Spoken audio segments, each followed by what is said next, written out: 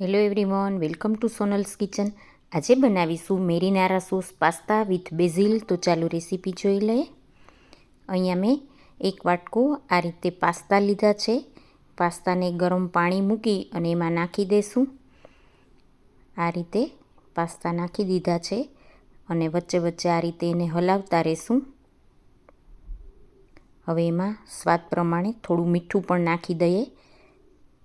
Pasta થોડી વાર પછી બફાઈ ગયા હતા. મેં એને આ રીતે ચાયણામાં નાખી દીધા છે.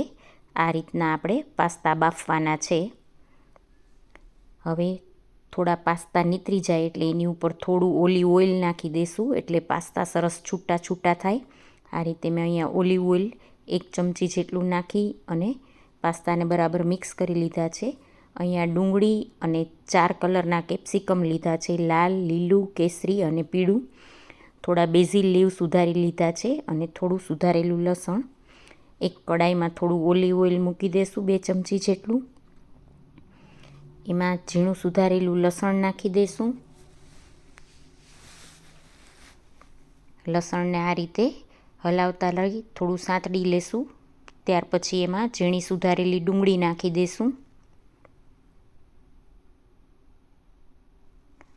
ડુંગળીને એક વખત મિક્સ કરી લીધી છે. પછી જે આપણે બધા સુધારેલા કેપ્સિકમ છે એ નાખી દઈશું અને કેપ્સિકમને આ રીતે હલાવી અને કેપ્સિકમ અને ડુંગળીને થોડા સાંતળી લેશું. આપણે એને કૂક નથી કરવાના, થોડા સાંતળવાના જ છે.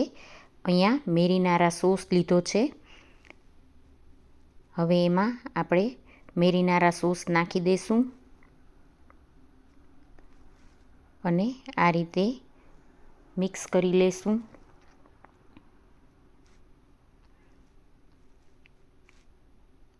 મેરીનારા સોસ સ્વાદમાં ખૂબ જ સરસ હોય છે. હવે એમાં આપણે થોડા ઓરેગાનો નાખી દઈશું, થોડા ચીલી ફ્લેક્સ નાખી દઈશું.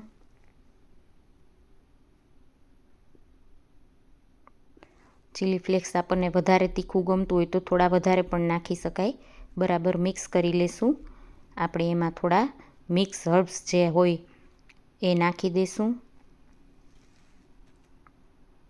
બેઝિલ લીવ્સ નાખી દઈશું.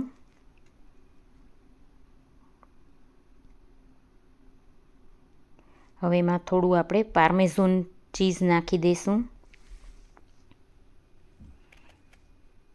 પાર્મેઝન ચીઝને આ રીતે ખમણી અને નાખી દઈશું.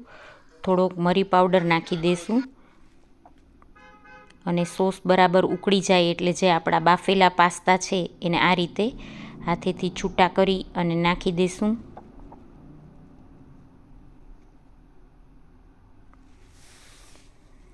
બધા જ પાસ્તા નાખી અને આ રીતે 2 ચમચાથી બરાબર મિક્સ કરી લઈશું.